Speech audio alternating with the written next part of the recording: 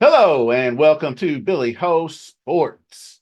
We have another 2024 Kentucky Derby Trail prep race coming up this Saturday at Gulfstream Park. It is going to be the Holy Bull Stakes. I guess this is kind of maybe the official kickoff of the Florida Swing, so to speak. We got the newly turned 3-year-old colt that has been nesting in Florida, the 2-year-old champ Fierceness.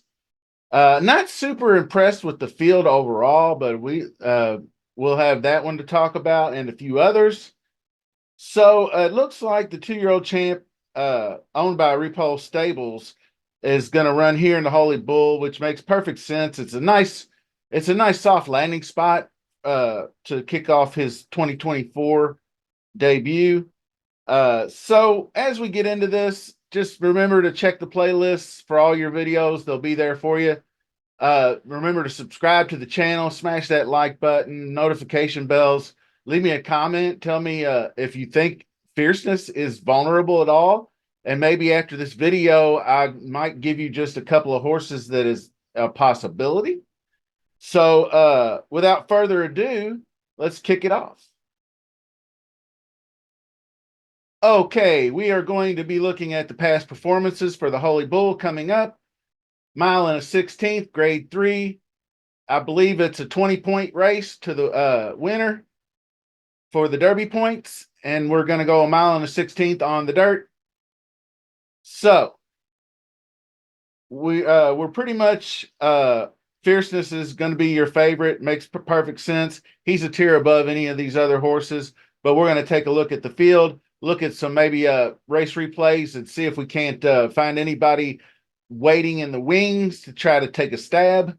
And we're going to start with Hades, number 1, Joseph Orseno, Paco Lopez. Lots of good things to say about this one. 2 for 2 so far. Both victories at Gulfstream.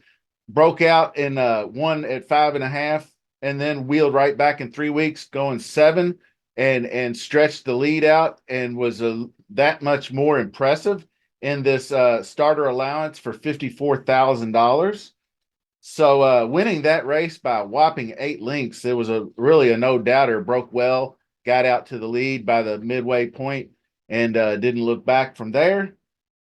And Inveglid is up next. Probably mispronounced that, but anyway, 4th place finish in the Mucho Macho Man, and I will run through that race a couple of times because there's several contenders out of that race racing today. Top jockey Irad Ortiz, but other than that, I don't think that the speed will get him there. I didn't mention before, Hades got a 98 Brisnet number for that win in his last on December 31st. 87s, it does have a 94 in this previous stakes race back in November for 100K. Only defeated by a copper tax. Not too bad, but I don't think it's going to make the betting card. This next one probably will. Otell, Christopher Clement, and Luis Saez team up, moving up in class. This one's also 2 for 2.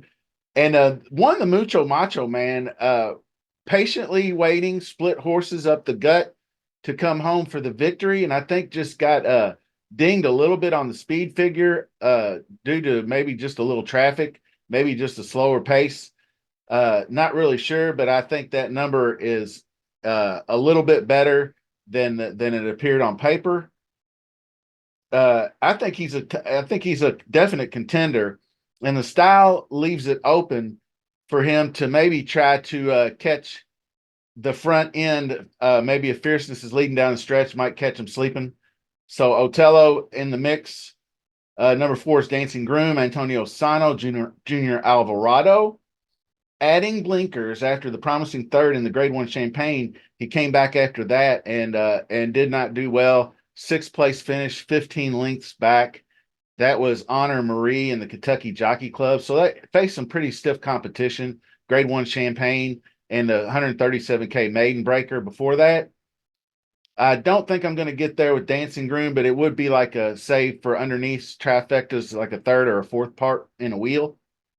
Number 5, No More Time, is Jose D'Angelo, and Jose Ortiz is riding. May improve, also adding blinkers. Let's see. Oh, I'm sorry. I just got out of place. No blinkers for No More Time. Uh, this one, just the beaten by weaker, does have the high percent jockey. Had a rough start in the Mucho Macho Man, was a little rank and hopped out of the gate, ultimately finishing 5th.